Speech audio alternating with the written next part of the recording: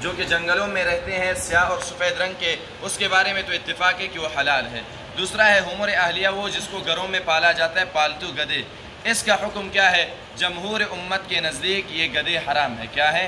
البتہ یہ الگ بات ہے کہ آئین پاکستان میں تب تک اس کی اجازت ہے جب تک کہ آپ پولیس کو ٹیکس دیتے رہے۔ جس دن ٹیکس بند ہو گیا اس دن ریسٹورنٹ پر چھاپا ہوگا، آج کے دن کی طرح پھر 25 گدھے ایک ساتھ برآمد ہوں گے۔ 25 من حرام ہے، حمر اہلیہ کا گوشت حرام ہے۔ امام مالک رحمہ اللہ کے نزدیک گدھے کے گوشت کے بارے میں 3 اقوال ہے۔ ایک قول حرمت کا ہے کہ گدھے کا گوشت حرام ہے، اس لیے کہ احادیث میں آیا ہے انہا رجسن، یہ ناپاکی اور گندگی ہے۔ اور دوسرا قول ہے مکروہ تحریمی کا، اس لیے کہ آپ علیہ السلام نے فرمایا انہا تأکل العذرۃ۔ اور تیسرا قول یہ کہ مکروہ تنزیہی ہے، اس لیے کہ آپ علیہ السلام نے فرمایا کہ یہ حمولۃ الناس ہے، لوگ اس پر باربرداری کرتے ہیں۔ اگر گدھے کو حلال کر دیا جائے تو پھر لوگوں کو باربرداری کے لیے کوئی جانور نہیں ملے گا۔ جمہور امت فرماتے ہیں حرام ہے۔ پھر حرمت کی وجہ کیا ہے؟ 3 وجوہات یہی ہے، یا تو یہ گندگی ہے، یا یہ کہ یہ گندی چیزیں کھاتا ہے، یا تیسرا یہ کہ لوگوں کی باربرداری کے لیے۔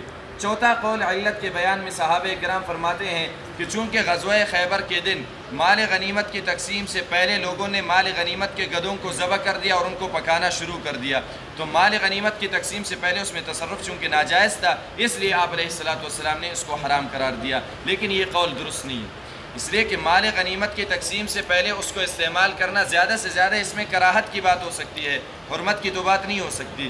نیز یہ صحابی کی اپنی رائے ہے، آپ علیہ السلام کی تقریر اس میں شامل نہیں ہے۔ اور دوسرا قول کہ حمولۃ الناس، اس سے زیادہ مکروہ تنزیہی ثابت ہو سکتی ہے۔ اور تیسری علت جو بعض حضرات نے بیان فرمایا کہ یہ گندی چیزیں کھاتا ہے، تو اس سے بھی زیادہ سے زیادہ مکروہ تحریمی ثابت ہو سکتی ہے، حرمت ثابت نہیں ہو سکتی ہے۔ حرمت کی علت ایک ہی ہے اور متعین ہو گیا کہ یہ انہا رجسن، یہ خود گندی مخلوق ہے۔